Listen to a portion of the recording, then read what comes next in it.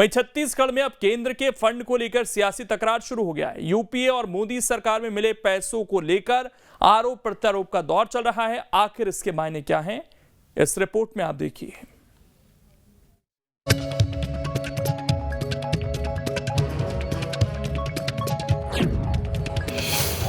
छत्तीसगढ़ में UPA versus Modi सरकार।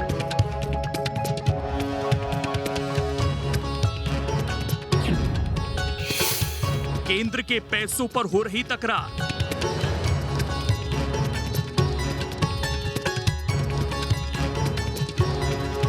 अब तक स्थानीय मुद्दों पर राजनीति होती रही, अब केंद्र के फंड को लेकर दोनों पार्टियां आमने सामने हैं।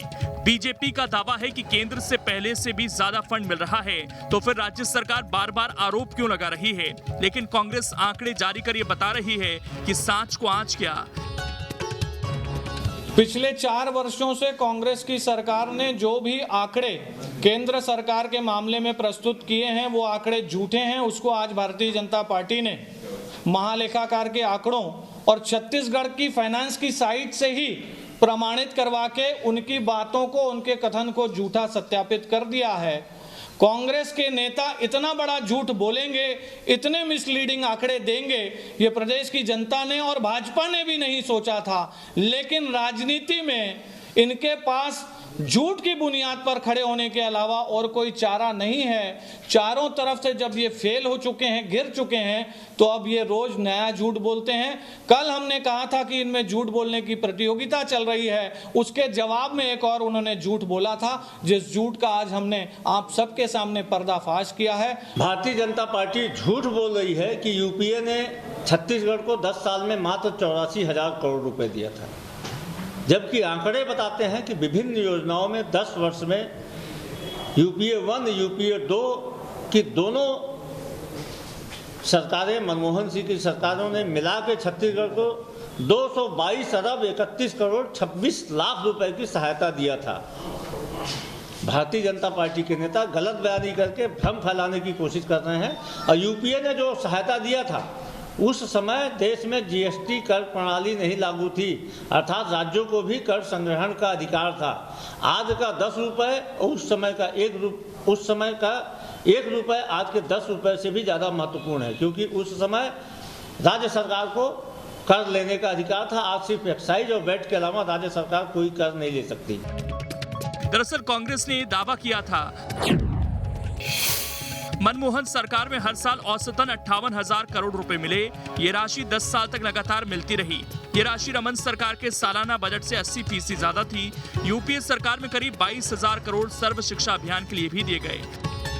लेकिन बीजेपी का दावा है कि मनमोहन सरकार की तुलना में मोदी राज में प्रदेश को ज्यादा पैसा मिल रहा है।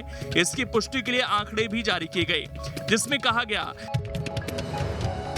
यूपीए सरकार में हर साल औसतन 8500 करोड़ मिले, 10 साल में कुल 85,000 करोड़ रुपए मिले।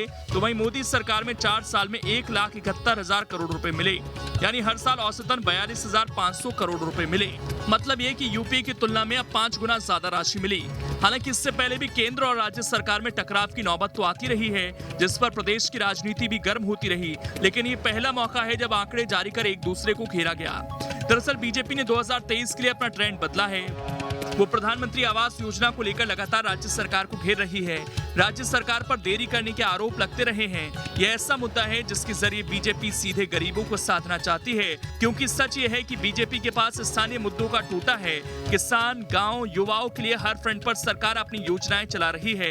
इसीलिए बीजेपी अब केंद्र की योजनाओं और फंड को अपना हथियार बना रही है। तुलना ये की जा रही है कि बीजेपी की सरकार के दौरान जब यूपीए सरकार पैसा देती थी तो ज़्यादा देती थी, लेकिन मोदी सरकार द्वारा छत्तीसगढ़ को जो पैसा दिया जा रहा है वो कम है। दोनों ही पार्टियां अलग अलग समय के आंकड़े भी जारी कर रही है। इस पूरे मामले में बीजेपी का कहना है कि जब से मोदी सरकार आई है तब से जो राशि दी जा रही है वो 4 से 5 गुना ज़्यादा है। ऐसे में कांग्रेस उल्टा आरोप लगा रही है कि जब बीजेपी की सरकार छत्तीसगढ़ में थी उस दौरान यूपीए सरकार द्वारा दी जाने वाली राशि भी ज़्यादा थी। अब सवाल ये है कि इस पूरे मसले पर राजनीति क्यों हो रही है और क्यों इस पूरे मामले में एक दूसरे पर आरोप प्रत्यारोप लगाए जा रहे हैं। वीडियो जर्नलिस्ट प्रमोद देवांगन के साथ अंकुश शर्मा, न्यूज स्टेट मध्य प्रदेश, छत्तीसगढ़। अब इसमें खबर तो यह है कि कांग्रेस केंद्र के मुद्दों को उठाती रही है, महंगाई और फंड पर बीजेपी को घेरती रही, इसीलिए बीजेपी भी अब आंकड़े जारी कर रही है ताकि आंकड़ों के अंक गणित में पिछड़ न जाए। कुल मिलाकर फिलहाल दोनों ही पार्टियां आमने सामने हैं और एक दूसरे पर आरोप लगाने में लगी हुई हैं। फिलहाल छोटे से